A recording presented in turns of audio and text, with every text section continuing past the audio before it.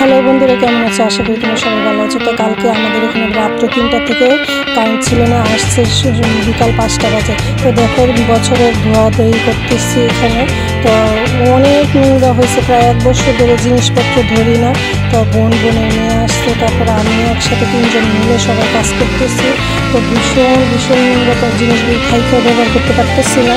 এর জন্য এখন আজকে চিন্তা ভাবনা করতেছি এগুলো গুছাই সব পরিষ্কার করে তারপরে এখানে ধুয়ে দিয়েছি। দেখো মনে হইতেছে একটা বিয়ে বাড়ির অনুষ্ঠান হয়েছে, এরকম মনে হইতেছে। এত সুন্দর লাগতেছে, ভালো লাগতেছে ভীষণ দেখে জিনিসগুলো।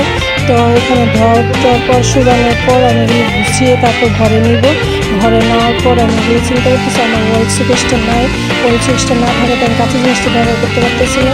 তো ওইদিকে দেখো আমি সব কিছু যত জিনিস মশলা আছে সব কিছু রোদ্রে দিচ্ছে, অনেক রোদ্রে তাকাতে পারতেছি না, এত রোদ্রে বলার কারণে। তো রোদ্রে সব কিছু শুকিয়ে টুকিয়ে তারপর আমি এগুলো বইমে ভরবো। তো বইমে ভরার পর সব রোদ্রে দিচ্ছে অল্প অল্প অল্প অল্প যা জিনিস ওইখানে বইমে দেখো সব গুছিয়ে রেখে রোদ্রের থেকে আইনা দিয়ে দিচ্ছি। তো আমি স্টিল আলমারি চিন্তা ভাবনা করছি কাঁচের জিনিসগুলো সবগুলো রাখবো। তো কাঁচের জিনিসটা আমি স্টিল আলমারিতে রাখবো কেন জানো? কারণ আমার সুকেশটা নাই, ওই জন্য উপরে কাপড় টাপড় যা আছে একটা থুপ করে ফেলেছি, এখানে রাখবো। আর এই নিচে কাঁচের জিনিসটা ব্যবহার করবো। তো কারণ আমি ব্যবহার করতে পারি না এবং এত নোংরা হয় বলার বাইরে। তো আমি এখান থেকে নিয়ে নিয়ে সঙ্গে সঙ্গে ভাবতেছি ব্যবহার করতে পারবো। এর জন্য স্টিল আলমারির ভিতরে রেখেছি জিনিসগুলো। তো তোমরা ভালো থেকে টাটা।